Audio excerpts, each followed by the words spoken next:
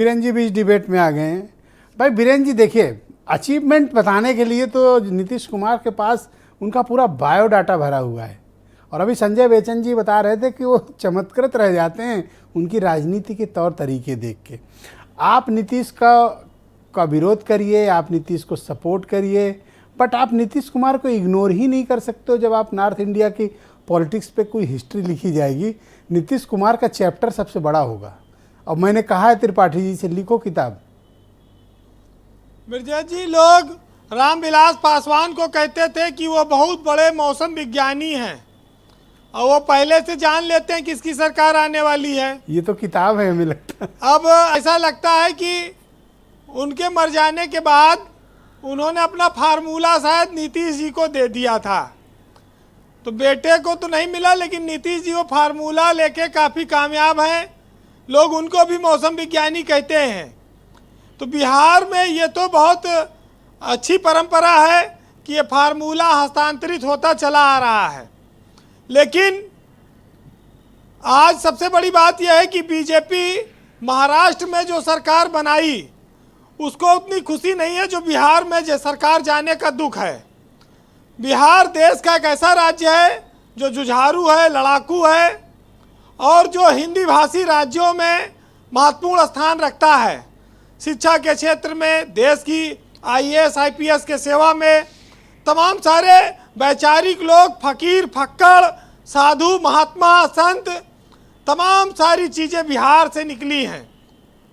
और सियासत के बहुत बड़े बड़े नाम जिन्होंने युग परिवर्तन किया है, देश में बदलाव लाया है, सियासत बदली है। लेकिन हमारे देश में एक नया चलन शुरू हुआ है। अगर कहीं बीजेपी सरकार बना लेती है तो उसको मास्टर स्ट्रोक कहा जाता है, और अगर नीतीश कुमार सरकार बना ले तो वो पलटू राम कहे जाते हैं। ये एक नया ट्रेंड है, चलन है, और जिसको जिसको पूरी साहब ने छोड़ दिया वाकई में कहीं का नहीं रहा। क्योंकि अपने यहाँ कहा जाता है कि दगा किसी का सगा नहीं, और ना किया तो कर देखो, और जिसने जिसने दगा किया जाके उसका घर देखो। तो दगा और धोखा और फरेब जिस सियासत का आज के दौर में सबसे ज़्यादा इस्तेमाल करने वाला ये बात कहता हो, तो कई बार लोगों को हंसी भी आती है और लोगों को अच्छा भी लगता है कि चलो आज कल तक जिस सरकार में वो शामिल थे, आज उसी के खिलाफ उन्होंने धरना दिया पटना में।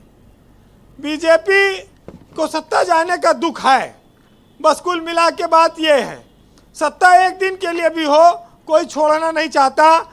और बिहार जैसा राज्य जो इतना बड़ा परसेप्शन बनाता हो, उत्तर प्रदेश के बाद बिहार का बहुत बड़ा रोल है। लेकिन आज फिर वही बात है कि बिहार में लोग कहते का बा, बिहार में सीएम वही सरकार नहीं, बस इतना हुआ है, और वो बीजेपी के लिए बहुत नुकसानदायक चला गया है। नीतीश कुमार के पास लोकसभा में 17 सांसद हैं, और 2024 का जो इलेक्शन है उसके पहले जिस तरह से वहाँ पर परिवर्तन ये हुआ, जेडीयू और आरजेडी और कांग्रेस, ये एक बड़ा समीकरण बनता है।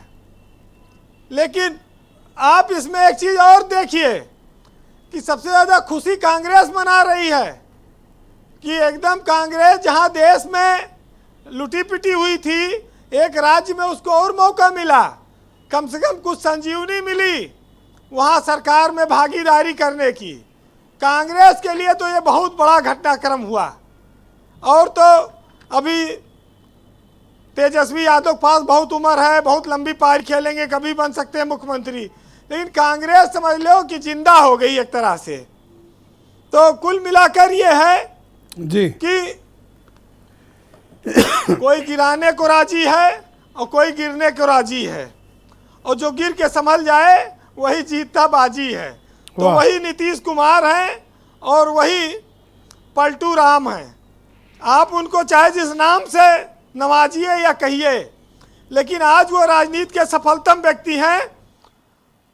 लोग चरित्र की बात करते हैं अरे कौन सा चरित्र, क्यों ये अब ये सब तो बंद कर दीजिए चरित्र वाली। देखिए, जब कोई भी बहस चरित्र पर उतर आती है तो वहाँ चरित्र नहीं, खाली चरित्र हनन होता है। और सियासत में ये रोज होता है। बस खाली ये है कि भाई सियासत में कहते हैं कि इनका बड़ा चरित्र है, इनकी बड़ी खूबी है, लेकिन जिसका कोई चरित्र नहीं वही सबसे खूबी और सबसे ज़्यादा काबिल माना जाता है। समस्या इस बात की है कि आप जिस दौर में हैं वहाँ पर तख्ता पलट शब्द इस्तेमाल नहीं कर सकते। वहाँ पर ये देखते हैं कि दोस्ती भी रखोगे और मुंह में राम बगल में छुरी भी रखोगे, ये कैसे चलेगा? एक प्रयोग पूरे देश में नहीं चल सकता।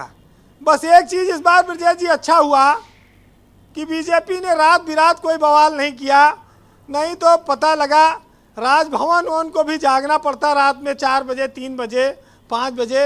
ये शपथ वाली परंपरा बीजेपी ने ख़त्म कर दी, ये अच्छा किया। लोग दिन के उजाले में कम से कम देखते हैं शपथ ग्रहण, और वो तो आखिरी समय तक इंतज़ार था कि पलट कर देख लें नीतीश, लेकिन नहीं पलटे, सत्ता चली गई।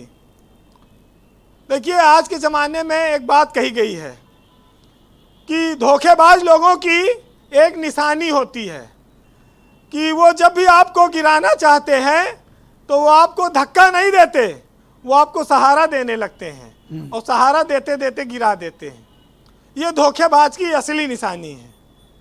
बहरहाल आज अदम गोंडवी साहब का शेर है, क्योंकि जब कोई नई सरकार बनती है तो काजू प्लेट में भुना हुआ आता है नाश्ता करने के लिए, तो उसी पर सुनिएगा कि काजू भुने प्लेट में विस्की गिलास में उतरा है रामराज आज विधायक निवास में, और आज़ादी का वो जश्न मनाए तो किस तरह जो आ गए हैं फुटपाथ पर घर की तलाश में।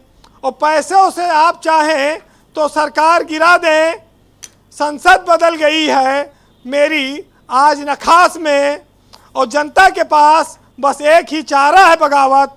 यह बात कह रहा हूँ मैं पूरे होशो हवा